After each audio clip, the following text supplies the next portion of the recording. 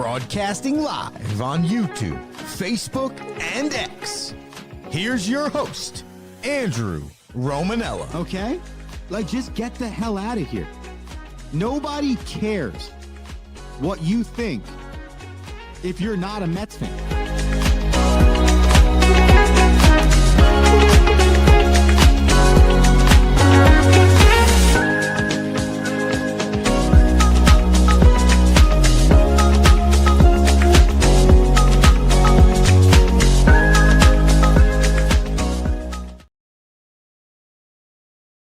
What's going on, everybody? Welcome in to another edition of The Rome Show, broadcasting live on YouTube, Twitter, X, and Instagram. I'm your host, Andrew Romanella. I got you for the next 20 minutes or so. It's a shortened Thursday show today.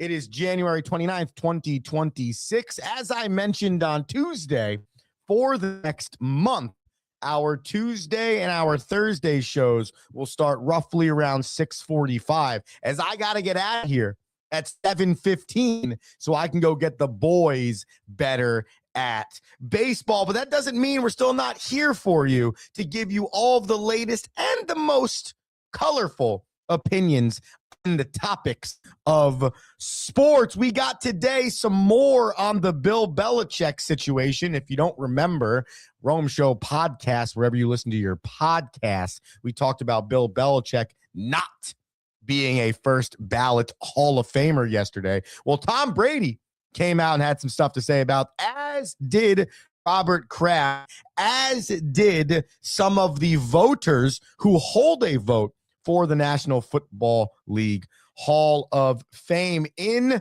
basketball, Giannis Antetokounmpo's 12-year run with the Milwaukee Bucks that included 2 MVPs and a 2021 championship may be coming to an end. There are a few suitors that are the most likely destinations for Giannis, and we will discuss that. And finally, the New York Yankees have had by the standards of their fans, a very quiet offseason. Well, Cashman came out yesterday along with Aaron Boone to make a few comments that, if we have time, I need to get into, because I found it very interesting. Best way I could put it.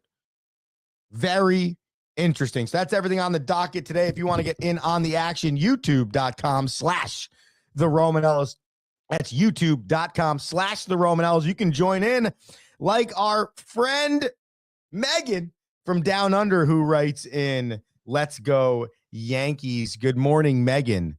On your 4-hour, or excuse me, what is that? A 14-hour? What? How many hours of a time change is that? That's wild. But I hope you're enjoying your nighttime version of the Rome Show. Let's get started with Bill Belichick and the lack of voting him into the Hall of Fame. Just to give you a quick synopsis on where we're at with this. The whole synopsis is on Rome Show podcast, wherever you get your podcast. But Bill Belichick, on his first term on the Hall of Fame ballot, the greatest coach of all time, 333 wins, including the playoffs, 6 Super Bowls, 9 Super Bowl appearances. Bill Belichick was left off the first ballot of the Hall of Fame. And there has been a lot of controversy that is potentially surrounding this lack there of voting into the Hall of Fame. A few people came out yesterday in defense of Bill Belichick, including Tom Brady, which I thought was absolutely gigantic. Tom Brady pretty much had this to say. I don't understand it. Said Brady, who played under Belichick for 20 seasons. I mean, I was with him every day. If he's not a first ballot Hall of Famer, there's really no coach that should ever be a first ballot Hall of Famer. Completely ridiculous. People deserve it. He's incredible, Brady continued. There's no coach I'd rather play for. If I'm picking one coach to go out there to win a Super Bowl, give me one season, I'm taking Bill Belichick. So that's enough said. Before we hear from Robert Kraft, owner of the Patriots, and one of the voters of the Hall of Fame. What Tom Brady just said right there, I think, is everything you need to realize on how messed up this situation is. Because, and when I get to the Rob Kraft comments, you'll feel the same way. Because all we've heard for the last 4 years is that the relationship between Tom Brady and Bill Belichick, the relationship between Robert Kraft and Bill Belichick is completely broken. The relationship almost doesn't exist. You would almost be surprised on what they accomplished for 20 seasons together with what their relationship looks like today. So when you have a situation at hand where the last 2 years of Bill Belichick's reputation have been going down the hill, okay, and the reputation of Tom Brady, though always good, has continued to climb because of his on-television appearance and just his natural nature of being Tom Brady, you wondered what was going to happen yesterday when this situation occurred. And then you have the greatest quarterback of all time, one of the greatest NFL owners of all time, come out and completely defend Bill Belichick. And Tom Brady did choose one season to go win a Super Bowl. And it wasn't with Bill Belichick. He literally chose to go to Tampa Bay. Obviously, maybe not fully his choice, but the point being, he went to Tampa Bay for a chance to win one more Super Bowl. And he did that with Bruce Arians. And he's still sitting here to this moment, regardless of their relationship, regardless of their disagreements or how it ended or how it's going. And he's sitting here and he's saying, as the greatest quarterback of all time, who did win a Super Bowl with 2 different coaches, who did make the decision to go for essentially, I know it was multiple years, but essentially 1 year. This is our one shot. Let's go win a Super Bowl before Tom Brady retires. He did it and succeeded, and he's still choosing Bill Belichick. That's everything you need to know right there. So that's one side of the coin. Then you have the former owner of the New England Patriots, who we've talked about a lot, being somebody that does not necessarily have a relationship at all with Bill Belichick right now, which is absolutely asinine. Okay? But Bobby Kraft comes out and he says this: whatever perceptions may exist about my differences between Bill and me, I strongly believe Bill Belichick's record and body of work speak for themselves. 333, specifically 31 playoff wins, most all time. Andy Reid is second with 28. 6 Super Bowls, most all time. 9 Super Bowls appearances, most all time. I strongly believe Bill Belichick's resume and body of work speak for themselves, Kraft said. As a head coach of the New England Patriots for more than 2 decades, he set the standard for on-field excellence, preparation, and sustained success in the free agency and salary cap era of the NFL. He's the greatest coach of all time and unequivocally deserves to be a unanimous first ballot Hall of Famer. As the defense of Bill Belichick continued, the Hall of Fame actually had to make a statement. Here's the statement from Canton, Ohio, and the National Football League Hall of Fame, which, by the way, tells you that this situation has gone ridiculously awry. There's no Hall of Fame voting scenario where the Hall of Fame, not just Canton, Major League Baseball in Cooperstown, whatever the case is, wherever the NHL one is, Toronto, wherever the NBA one is, whatever the case is, no Hall of Fame should ever have to issue a statement on their own Hall of Fame class unless they really mess something up. And so Canton comes out yesterday and like, well, hold on a second here. There's so much outcrying and backlash on this. Do we need to look at something? Here's what they said. The Pro Football Hall of Fame understands and respects passionate reaction of many fans, media members, and enshrinees of the hall itself in light of published reports regarding the voting results for the class of 2026. It's that very passion that propels the game. The Hall also respects the members of the selection committee when they follow the selection process bylaws. It is an honor to serve as a selector. Each year, the Hall reviews the selection process and the composition of the 50-person selection committee. It is determined that any member that violated the selection process bylaws, they understand action will be taken. That could include the possibility such selectors would not remain a member of the committee moving forward. The selection of a new class is the most important duty of the Hall of Fame oversees each year, and the integrity of that process cannot be questioned. Well, newsflash, Canton, Ohio, the integrity of that process is being questioned, okay? And that's all you need, because we can disagree with someone getting into the Hall. We can think that it took somebody too long to get into the Hall of Fame. Hell, we can even disagree with the voting bylaws that cause somebody to either choose to not vote for Bill Belichick or choose to vote for someone else because you have to take a vote from someone else to give the vote to someone else, if that makes any sense. It could be a plethora of reasons why people don't like the class going into a Hall of Fame, but it can't be this.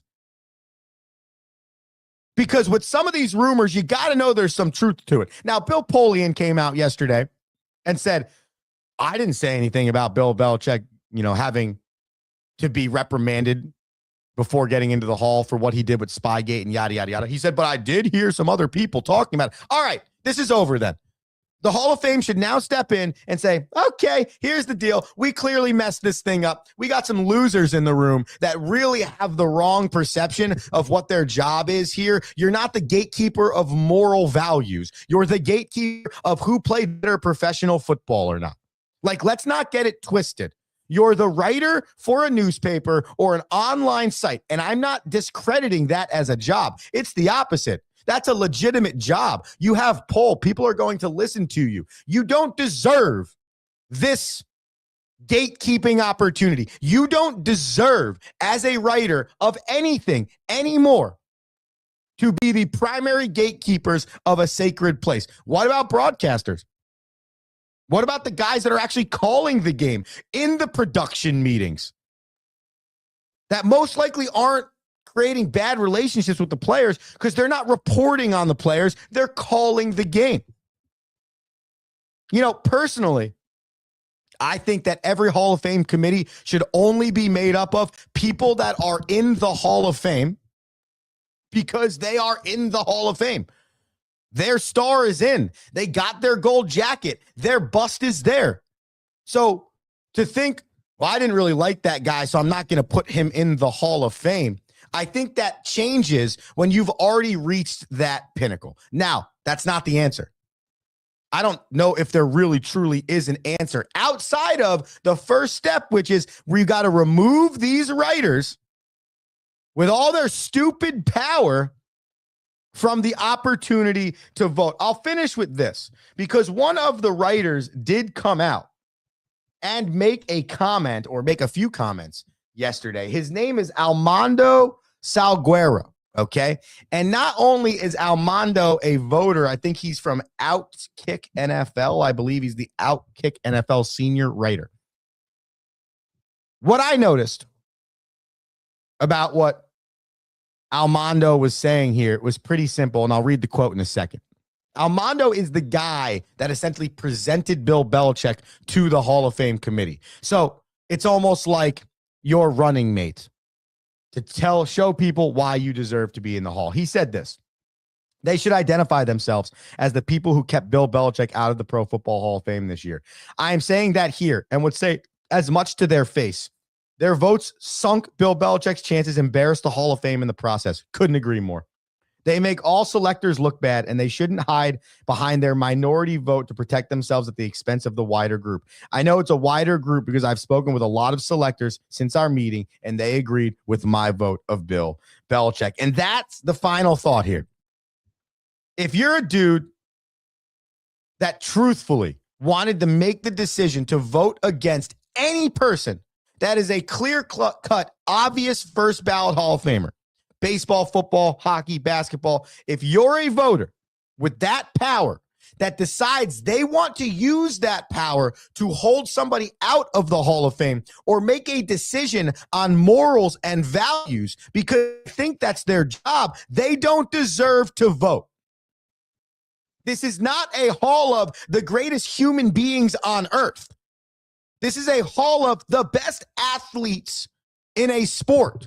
That's what this hall is.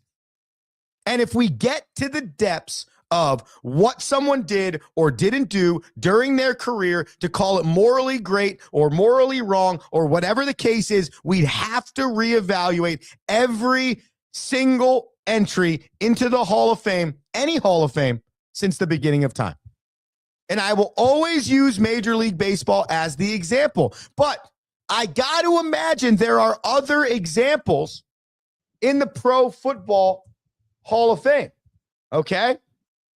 One being Ray Lewis. And you might be like, what are you talking about? Well, let's go down memory lane really quickly, okay? Early on in Ray Lewis's career, when there was a lawsuit or investigation into whether he killed somebody. So we're good, though. Because he got off, we're good. The law said he didn't do anything. Whatever came about it legally at that time, we moved on. He's a good football player. Let's move on. We're good. Okay, got it. But then we get 25 years later, and Bill Belichick spied on some signals, and Tom Brady deflated some footballs, all of which came to a head. Bill Belichick served his fine.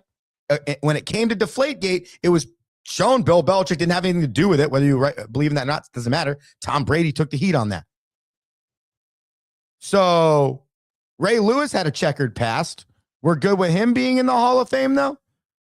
And now, again, that's just one example, but it's an extreme example. I like Ray Lewis. Innocent until proven guilty. I don't think anything different from him if the justice system did what they're supposed to do. That's not my point, though. My point is, if you have people like that in a Hall of Fame, you can't now turn around and say, morally, we're not going to let that guy in. No, dude. You already ruined that. I always say it all the time. If Babe Ruth is considered the greatest baseball player of all time, then everyone needs to shut their mouth about performance enhancers, performance de-hancers, how you treat people, the way you... No. And I get it. 1918 is different than 2018. I'm not an idiot. But the point is, you can't decide now all of a sudden you care about these things. You can't decide in this moment. I said it with Carlos Beltran. We're good. You cheated this way. But Pete Rose, we're not good that you bet on the game this way, so you're not allowed in, but you're allowed in. When in actuality, you're not even a Hall of Famer, but you are a Hall of Famer. It's ridiculous. All Hall of Fames, seriously, like it's ridiculous how much it needs to be reevaluated. I'm going to reevaluate my second half of this show after the commercial break. Stay with us. The Rome Show back after this.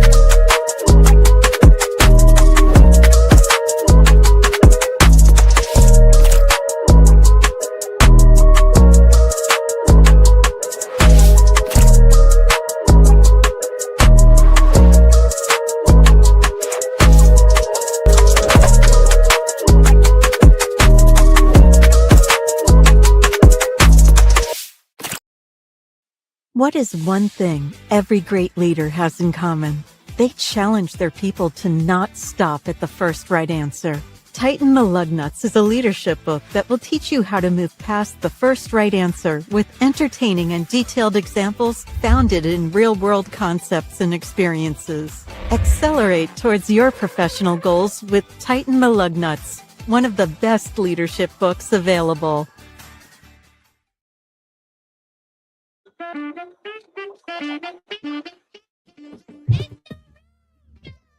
Yeah, the Rome Show. Welcome back in.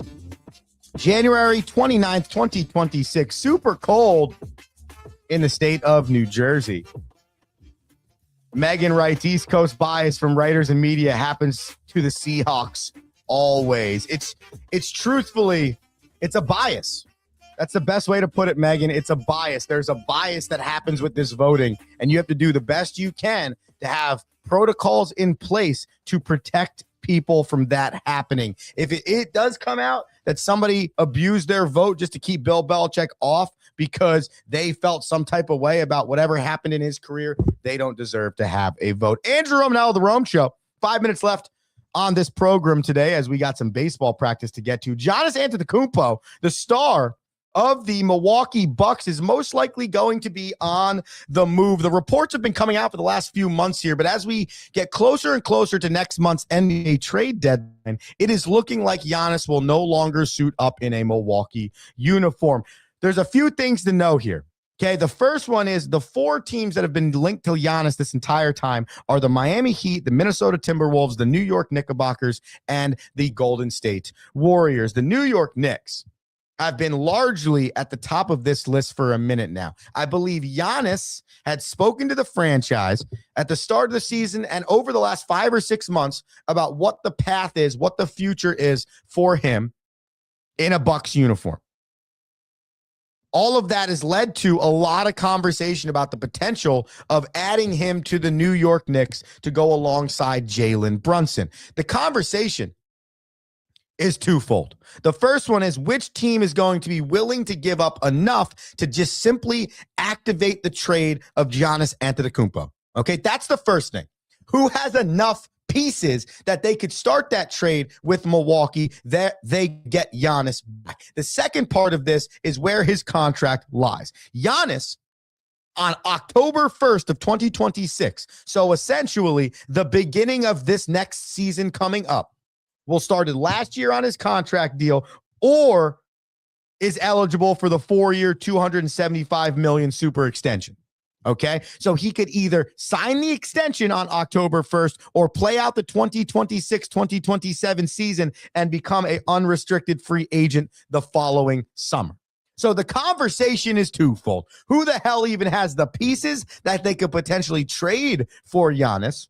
What does that make their team look like? Like the Knicks are the best example. If you trade Karl Anthony Towns right now, there will be a celebration in the streets of New York City, because people don't really believe in Cat right now. His energy level has been great. We've talked about the Knicks a few times on this show and what needs to change to make this Knicks team a true contender in the postseason. Well, you add arguably the best big in the league, brought a notoriously not winning franchise to winning after a 50-year drought. You can live with losing some certain players to put that on your roster, okay? And then you go down the line. There's not a lot of teams that have that capital that can make that move. You know, if you're looking at the Golden State Warriors, you're going to have to probably give up 2 or 3 young players that you like, because you're obviously clearly not giving up Curry. Not that that necessarily is what Milwaukee would want anyways. If you're Miami, are you willing to part with Tyler Hero or Bam Adebayo or a combination of like 3 or 4 guys that, though Giannis makes your roster in South Florida better, are you actually better because you've lost your depth, which has been a strength of that franchise ever since Eric Spoelstra has been leading the charge? So many questions. But over the next 2 or 3 weeks, this is going to become a really big story, and I am curious to see where he lands. I hope it's the New York Knicks, but I think you might have seen the last game for Giannis in a Bucks uniform. By the way, they are 18-27, good for 12th in the league. When Giannis is not on the floor, Milwaukee has the worst offensive efficiency in the league. When he's on the floor, they're only mid-level, so better, not great. But they are 15-15. So for those doing short math at home, 3-12 without Giannis on the floor and 15-15 with him on the floor. To finish, Brian Cashman came out yesterday, had some quotes for Yankees fans, and I'm going to start with this. I'm going to end with this today, and I'm going to start with it tomorrow because I want to get Rocky's opinion on it. He's joining the show for his rundown. This is what Brian Cashman had to say. We added a lot of weapons at the trade deadline, and they're all finding their proper slots and how to be utilized and deployed. Cashman said during a Wednesday video call to announce the Bellinger signing, and also the growing pains of competing in New York arena and exposure to postseason baseball. I've been openly willing to challenge anybody that we don't have championship caliber roster on the team. It's our job to find ways to make it better along the way. Then a double down from Aaron Boone was one series, one make or break is not going to define what we think our capabilities are. Postseason baseball, you have to bring your best baseball every series, Cashman said, and you don't. If you don't, you're going home. It doesn't mean we're not capable of great things. We just didn't get a job done against the Blue Jays. Then Boone added, we got beat up in the division round. That doesn't mean it won't go our way the next time. We think we're really good. I'm going to finish the show by saying this. Aaron Boone, Brian Cashman, shut the hell up. Just shut the hell up. I'm going to speak on behalf of every Yankees fan here. Just shut the hell up. No one was asking for you to come into that press conference and try and sell us a bag of goods like I'm a 16-year-old being recruited to play college baseball about how fun the environment is. My guy, you have the 3rd most amount of money payroll spent wise in the league. You probably have the most amount of money in the league. Shut the hell up. You're running the same team back. We're not going into war. How about this line right here? They're all finding their proper slots, how to be utilized and deployed. My guy, we're playing baseball. Shut the hell up. What type of bag of goods are you trying to sell to the Yankees fan? The Yankees fan's not an idiot. They've watched a lot of championships in their lifetime. So as the general manager, do you really think you're going to come out and make some BS line about guys are in their proper slots and all we need to do is deploy them appropriately and then sell me the bag of goods. Well, we did change our roster halfway through last year. What? Like, this is the first time I've openly agreed with any Yankees fan that wants to rip their general manager and what their organization's doing. I agree. I read those comments last night. I said, this is dumb. The fact that he just tried to sell that to the New York media, and you want us to believe that just because we lost the series last year and we didn't do anything to add to our roster, now we can be better. Yeah, in theory, you can be. Of course, teams can get better year over year without necessarily adding more talent. But on paper, if you're a Yankees fan watching this offseason and the Dodgers are always spending, the Mets are always spending, hell, the Phillies and the Red Sox are always in the mix of everything, and you get your general manager saying, well, we feel like all of our players from last year are now in the proper slots, so we're going to deploy them into battle the right way so they can be a good baseball team. Stop. I got more in-depth info for my Division III college baseball team than I do for what Brian Cashman gave the Yankees and the Yankees fan base. Speaking of that Division III baseball program, I got to get the hell out of here so I can get those guys on the practice field. Thank you for tuning in to the Rome Show here on a Thursday. Megan, I appreciate you. She did right, by the way. I want to get this in before I leave. It's BS. Said with love as a 30-plus year Yankees fan from Australia. Megan, make sure you're here tomorrow because we're going to go even deeper into this Yankees situation, including what their current roster looks like. Thank you to Megan, who always tunes in. She's the best. Have a good night's sleep. Enjoy Australia. Enjoy the rest of your day. Might I say, I hope it's an electric one. Andrew Romanella will be back tomorrow. Later. Oh, wait. Peace. Thank you for listening.